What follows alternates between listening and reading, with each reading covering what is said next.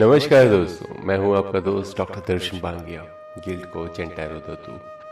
हम सभी आपके लिए लेके आए हैं 30 डेज हैप्पीनेस चैलेंज, जिसके अंदर आपको रोज कुछ ऐसी एक्टिविटीज शेयर की जा रही हैं जिसे अगर आप रेगुलरली करना शुरू करें, कुछ ऐसी भी एक्सरसाइज हो सकती हैं जो शायद एक बात करनी पड़े, बट इसमें ज़्यादातर ऐसी एक्टिविटीज़ हैं जिसे आप रेगुलरली अगर अपनी लाइफ के अंदर एडजस्ट कर लेते हैं, जब भी आप थोड़ा सा डाउन फील करें और अपने अंदर खुशियों की बाहर लेके आना चाहें, तो इन एक्टिविटीज़ में से जो भी एक्टिविटी उस टाइम पे आपको याद आए या जो भी करने लायक आप हों, वो कर सकते हैं। दोस्तों, अगर आज आप हमें पहली बार सुन रहे हैं तो आप इस पॉडकास्ट के डिस्क्रिप्शन में जाइए। वहाँ पर आपको हमारा इंट्रोडक्शन और इसके अलावा और जो 5 एक्टिविटीज़ अभी तक शेयर की जा चुकी हैं उनके लिंक्स मिल जाएंगे पॉडकास्ट के। उसको 1 बाय 1 देखते हुए आइए, फिर इस एक्टिविटी पे पहुंचिए। रोज एक एक्टिविटी को टाइम दीजिए, उसको पूरे तरीके से पूरे मन से कीजिए। यही 30 डेज हैप्पीनेस चैलेंज का सबसे मेन मकसद है कि आपके अंदर खुशियों की बाहर लेके आना। तो सिंपली इस एक्टिविटीज को 1 बाय 1 फॉलो करते जाइए। 6th एक्टिविटी, आज की जो एक्टिविटी है वो है dance like no one is watching to you. आप इस तरीके से नाचिए कि आपको कोई देख रहा है नहीं देख रहा, इससे कोई मतलब नहीं है। आपको बस ये सोचना है कि आपको कोई नहीं देख रहा है। नाचिए, पूरे मन से नाचिए, इतना दिल होके नाचिए, इतना क्रेजी होके नाचिए कि आपके अंदर वो दिमाग में केमिकल अपने आप फूटने लग जाए, जिसे हैप्पीनेस केमिकल कहा जाता है, जैसे कि डोपामाइन, ऑक्सीटोसिन, सेरोटोनिन, एंडोफ्रिन। ये आपके दिमाग में जब केमिकल रिलीज होते हैं तो आपके अंदर से जो भी दुख, दर्द, तकलीफ, निराशा कुछ भी है वो अपने आप गायब हो जाती है और अंदर खुशियां ही खुशियां भर जाती हैं। आप अंदर से खुश हो जाते हैं। कभी याद होगा आपने परफ्यूम लेते समय कई सारी परफ्यूम चूज की होंगी, देखी होंगी, स्मेल की होंगी, पर ली कोई एक ही थी। क्यों? उसको सूंघते ही आपके अंदर इस तरीके के केमिकल रिलीज होते हैं जिससे कि आपको खुशी फील हो। इसी तरीके से 30 डेज हैप्पीनेस चैलेंज के अंदर भी आपको वो एक्टिविटीज बताई जा रही हैं जिससे आपके अंदर हैप्पीनेस, खुशी का इजाफा हो। तो करिए। अगर आप में से कभी किसी ने ओशो के आश्रम में होके आए हो या ओशो का नाम सुना हो, तो वहां पर यह एक्टिविटी हमेशा कराई जाती है। नाचिए, ऐसे मन से नाचिए, आंखें बंद करके नाचिए कि आप इस समय कहाँ हैं, खुद को भूल जाइए, खुद को भूल के नाचिए। किसी को देखना, किसी को दिखाना नहीं है, बस नाचिए, पूरे मन से नाचिए, खो जाइए। ये भी एक तरीके का मेडिटेशन हो जाता है। अब यहाँ पर अगर इन केमिकल्स की बात करें जिनको हैप्पीनेस केमिकल कहा जाता है, कभी देखिएगा मजदूर हमेशा खुश क्यों रहता है? क्योंकि वो सारा दिन फिजिकल एक्टिविटीज करता है और पूरे मन से अपने काम को करता है, तो उसके दिमाग में ये हैप्पीनेस केमिकल अपने आप रिलीज होते रहते हैं। आप कोई भी ऐसी एक्टिविटी कर सकते हैं जैसे कि योगा, कोई भी फिजिकल एक्टिविटीज, कोई भी डांस एक्टिविटीज, चाहे वो जुम्बा हो, ब्रेक डांस हो, कुछ भी हो। इसमें से डांस हम इसलिए सजेस्ट करते हैं क्योंकि उस टाइम पे जो आप म्यूजिक सुनते हैं, म्यूजिक की जो लिरिक्स होती हैं उसमें कुछ ऐसे इंस्ट्रूमेंट्स भी होते हैं जो आपके लिए सुटेबल होते हैं।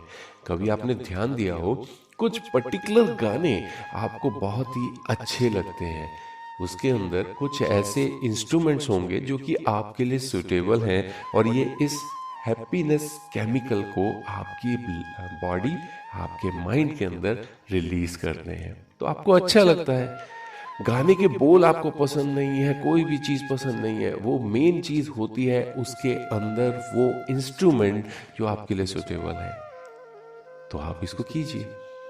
इसलिए डांस एक्टिविटी साथ के साथ में म्यूजिक, नाचिए। आज कहाँ कैसे नाचना है ये आप देखिए। 5 से 30 मिनट का समय निकालिए और नाचिए, चाहे वो लाइट ब्लू म्यूजिक ही क्यों ना हो, चाहे वो एक पर्टिकुलर डांस एक्टिविटी क्यों ना हो, ब्रेक डांस, किसी भी तरीके का डांस। नाचना नहीं आता, टेढ़ा मेढ़ा हाथ हिलाइए, बट नाचिए, कैसे भी हो करिएगा। और इस एक्टिविटी से आपको क्या फायदा मिलता है, ये आप करके ही पता कर पाएंगे, क्योंकि कुछ चीजें ऐसी होती हैं जो कि करके ही पता की जा सकती है। आज अगर आप किसी ऐसे प्लेनेट पे चले जाएं जहां अंधेरा ही अंधेरा है और वहां पर किसी आदमी या औरत को आपको ये समझाना पड़े कि सूर्य क्या है, सूरज क्या है, तो कैसे समझाएंगे? नहीं समझा पाएंगे। जो लगातार अंधेरे में रहा हो उसे आप सूरज कैसे समझाएंगे? सेम चीज यहाँ पर बात हो रही है हैप्पीनेस की, डांस से मिलने वाली खुशी की। हो सकता है कभी ना कभी आपने डांस जरूर किया होगा, तो आज पूरे मन से खुद को भूलकर अपने आसपास की किसी भी तरीके की कंडीशन जो बन रही है उसे भूलकर डांस करना है। नाचिए, मन से सारी दर्द, दुख, निराशा दूर कर दीजिए, खुश हो जाइए। यही हम आपसे इच्छा करते हैं, आशा करते हैं। किसके लिए? वो भी आप ही के लिए। चलिए चलते हैं आज की मोटिवेशनल स्टोरी की तरफ। आज की मोटिवेशनल स्टोरी का शीर्षक है दया पर संदेह। एक बार एक अमीर सेठ के यहाँ एक नौकर काम करता था।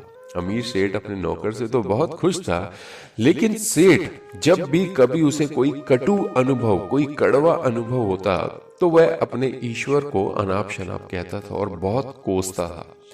एक दिन वह अमीर सेठ ककड़ी खा रहा था। संयोग से वह ककड़ी कच्ची और कड़वी थी। सेठ ने वह ककड़ी अपने नौकर को दे दी। नौकर ने उसे बड़े चाव से खाया, जैसे वह बहुत स्वादिष्ट हो। अमीर सेठ ने पूछा, ककड़ी तो बहुत कड़वी थी, भला तुम इसे खा कैसे गए? नौकर बोला, आप मेरे मालिक हैं, रोज ही स्वादिष्ट भोजन देते हैं। अगर एक दिन कुछ बेस्वाद या कड़वा भी दे दिया तो उसे अवश्य अस्वीकार करने में भला क्या हर्ज है, इसलिए मैंने इसे स्वीकार कर लिया। अमीर सेठ अपनी भूल समझ गया। अगर ईश्वर ने इतनी सुख संपदाएं दी हैं और कभी कोई कटु अनुभव या अनुदान, सामान्य मुसीबत दे भी दे तो उसकी सद्भावना पर संदेह करना ठीक नहीं। इससे हमें क्या शिक्षा मिलती है? असल में यदि हम समझ सकें तो जीवन में जो कुछ भी होता है सब ईश्वर की दया ही है। ईश्वर जो करता है अच्छे के लिए करता है, चाहे वो आपके साथ कुछ अच्छा है या बुरा, क्योंकि हर अच्छी चीज हमारे को खुशी देती है, हर बुरी चीज अनुभव देती है, ताकि हम आने वाले कुछ कड़वे अनुभव, कुछ बड़ी प्रॉब्लम से बच सकें। हम जब भी टैरो रीडिंग देते हैं तो टैरो रीडिंग से पहले ये जानकारी जरूर देते हैं। आज एक बार फिर आपको ये जानकारी देना चाहूंगा, कभी ना कभी हो सकता है आपके जरूर काम आएगी। आपके पर्सनल गाइड्स वो हमेशा आपके साथ होते हैं। अब ये पर्सनल गाइड्स कौन होते हैं? आप जिसे भी मानते हैं, भगवान, देवी देवता, गुरु, जिसे भी आप मानते हैं, ये एज ए पर्सनल गाइड्स हमेशा आपके आसपास, आपके साथ रहते हैं। आपको कुछ मैसेजेस भी देते रहते हैं। जैसे मान लीजिए कोई लड़ाई कर रहा है तो उसके परिवारजन या उसके जो भी दोस्त हैं लड़ाई से उसे रोकना चाहते हैं तो उसे पकड़ के पीछे खींचते हैं। सेम आपने भी कभी ना कभी आपसे कोई हेल्प मांगने आया और उस हेल्प को करने की वजह से आपको नुकसान होना था। अब आप कहेंगे कि हेल्प को करने से कौन मना करता है, किसी की सहायता करनी तो अच्छी बात है। इस चीज को कभी महसूस किया हो आपने, या कीजिएगा कि आपके पास कोई मदद के लिए आया और उस टाइम पे आपको एक फीलिंग आ रही होती है, एक खिंचाव आ रहा होता है, एक दिमाग में एक बात आ रही होती है कि नहीं, इसको नहीं करना, इसकी ये मदद नहीं करनी, ये चीज इसे नहीं देनी। वो पैसा हो सकता है, कोई भी चीज हो सकती है। ज्यादातर लोग पैसे की मदद के लिए आते हैं।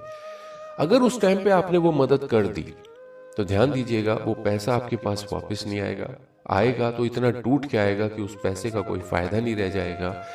इवन जिस व्यक्ति की आपने मदद करी, जो आपके कॉमन सर्कल्स होते हैं, कॉमन जानकारी के लोग होते हैं, वहां पर जाकर आपके बारे में उल्टा सीधा बोलना शुरू कर देगा। जी आप ऐसे हैं, आप वैसे हैं, आपने मेरे साथ ये गलत किया, आपका नाम खराब कर देगा और उससे आपका रिलेशन तो टूटेगा ही टूटेगा।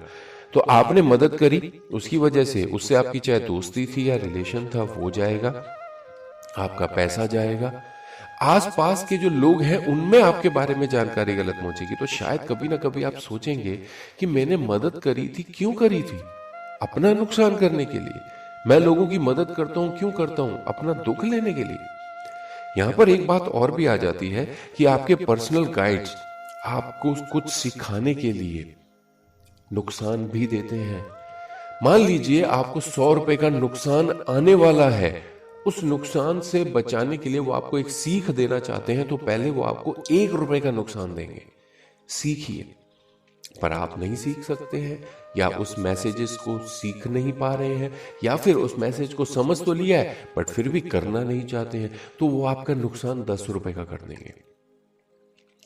100 रुपए के नुकसान से बचाने के लिए आपको 10 रुपए का नुकसान देंगे।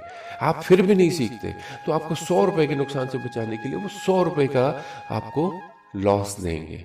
आप फिर भी नहीं समझते। बहुत सारे ऐसे भी लोग रहेंगे, कईयों की जिंदगी शायद आज इसको सुनकर समझ में आ जाएगी।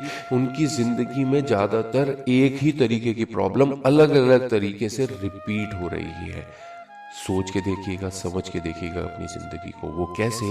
100 रुपए के नुकसान से बचाने के लिए आपको उसमें क्या सीख है वो देने के लिए, ताकि आप बड़ी प्रॉब्लम से बच सकें, आपको वो 1000 का नुकसान देंगे आपके पर्सनल गाइड्स, फिर 10,000 का नुकसान देंगे, फिर 1 लाख का नुकसान देंगे।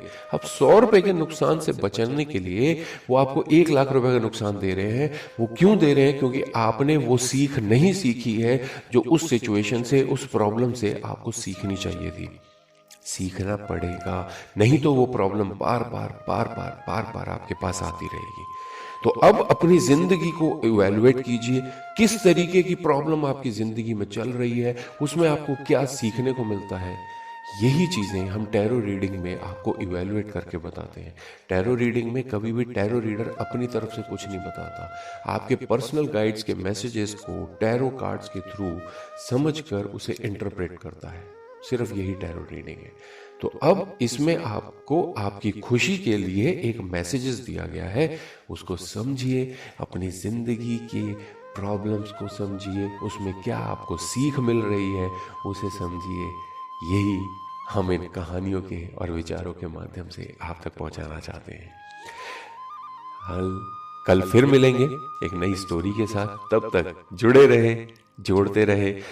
इन पॉडकास्ट को अपने उन सभी साथियों तक, अपने प्यारों तक पहुंचाइए जिनकी जिंदगी आप बदलना चाहते हैं, जिनकी जिंदगी आप खुशियों से भरना चाहते हैं, जिनकी जिंदगी की निराशा, प्रॉब्लम से बचाना चाहते हैं, दूर करना चाहते हैं।